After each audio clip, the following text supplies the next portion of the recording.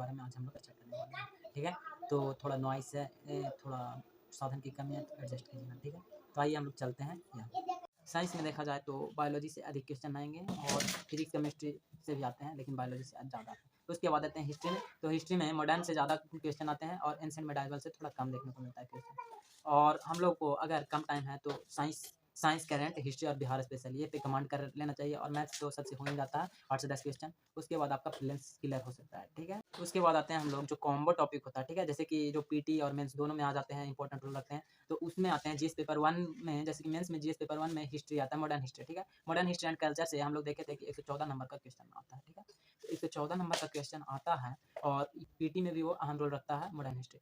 तो पीटी और मेंस दोनों में मॉडर्न हिस्ट्री अहम है। उसके बाद आते हैं पॉलिटी। पॉलिटी भी जीएस पेपर 2 में अहम रोल अदा करता है और ये पीटी में पॉलिटी में ज़्यादा क्वेश्चन नहीं आते हैं, लेकिन 8 से 10 क्वेश्चन, कभी-कभी 15 भी हो जाते हैं। तो पीटी इंपॉर्टेंट है दोनों एग्जाम के लिए, ठीक है। उसके बाद करंट टॉपिक देखते हैं। करंट टॉपिक मेंस में भी लिखने को आएँगे और करंट टॉपिक मेंस में भी लिखने को आएँगे और पीटी में भी लिखने को आएँगे, ठीक है। और आते हैं आगे बिहार स्पेशल। बिहार स्पेशल से रिलेटेड ही रहेगा ज्योग्राफी और इकोनॉमिक्स, जैसे कि बिहार की आर्थिक स्थिति हो, इससे रिलेटेड रहेगा। यानी बिहार स्पेशल के बिना ज्योग्राफी और इकोनॉमिक्स अधूरा है, ठीक है। तो बिहार स्पेशल आपको पीटी और मेंस दोनों में पढ़ना पड़ेगा, ठीक है।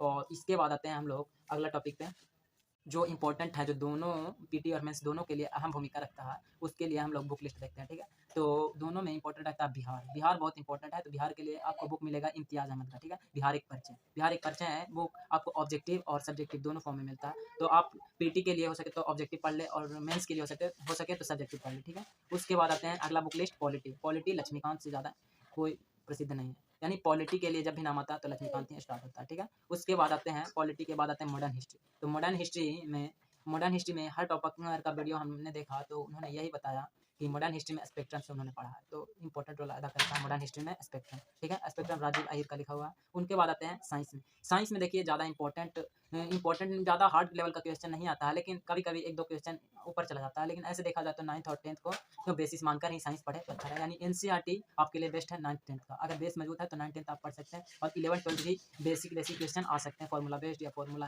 भी पूछ सकता है साइंस में।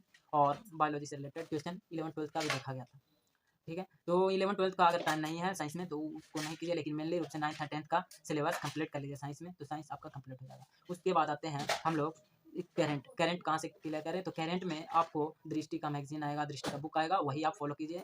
नहीं तो विजन आईएएस का भी करंट का पैकेज चलता है, वो आप फॉलो कर सकते हैं, ठीक है। तो यह है इंपॉर्टेंट बुक जो आपको फॉलो करना चाहिए तैयारी के दौरान। यानी इंपॉर्टेंट बुक, इसके बिना आपका तैयारी अधूरा है, ठीक है। Thank you.